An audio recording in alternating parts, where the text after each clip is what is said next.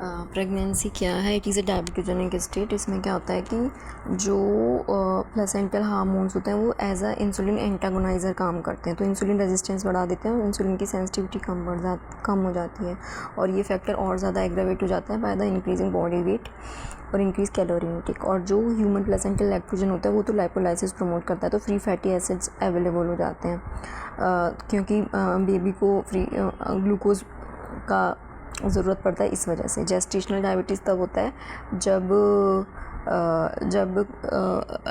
Pancreas insulin बनाने के बाद भी ये जो कॉन्ट्रा इंसुलिन जो हार्मोन्स होते हैं उनको नहीं कंट्रोल कर पाता है। अब आते हैं फैक्टर्स हिस्ट्री में। रिस्क फैक्टर्स तो age over 30 years, past history है, फैमिली हिस्ट्री है, बैड ऑब्स्ट्रक्टिव हिस्ट्री है, मैक्रोसोमिक बेबी है, स्टिल बर्थ की हिस्ट्री है, फीटल एनामली, पेरिनेटल लॉस की हिस्ट्री है, PCOS की हिस्ट्री है। अब आते हैं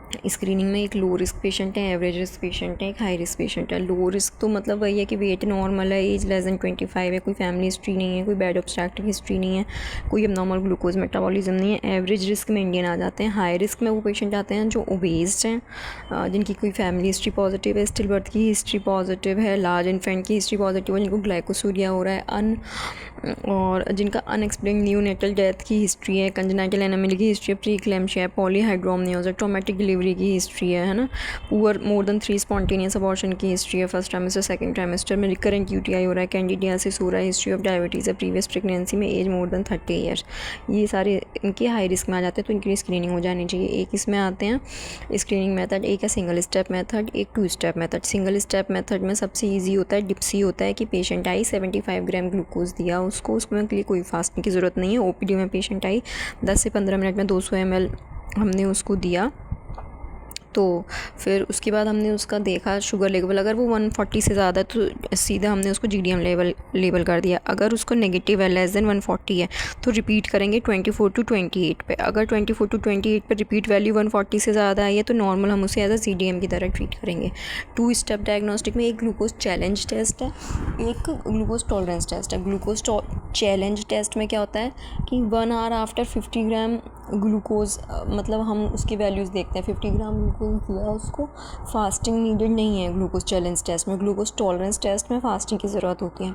उसको हमने 50 ग्राम ग्लूकोज दिया, 1 आवर बाद हम उसकी वैल्यूज़ देखेंगे। अगर लेस देन 140 है तो मतलब ठीक है, और अगर 140 to 199 के बीच में है तो नॉन इंटरमीडिएट है। अगर तो उसका फिर ग्लूकोज टॉलरेंस टेस्ट करेंगे। अगर मोर देन 200 है तो यानी कि ओवर GDM उसको हम लेबल कर देंगे।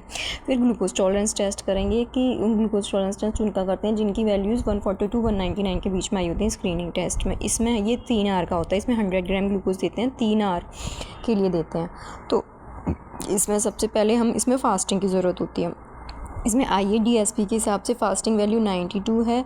फिर उसके बाद 1 आवर 75 ग्राम ग्लूकोज देंगे, और 1 आवर की वैल्यू 180 है, और 2 आवर की 153 है। ACOG और कारपेंटर कोस्टोन के हिसाब से 95, 180 और 150 वैल्यूज़ हैं। ठीक है। मेटानल इफेक्ट हमको पता ही है क्या होते हैं कि फास्टिंग हाइपरग्लाइसीमिया के साथ ज़्यादा पेरिनेटल चांसेस होते हैं।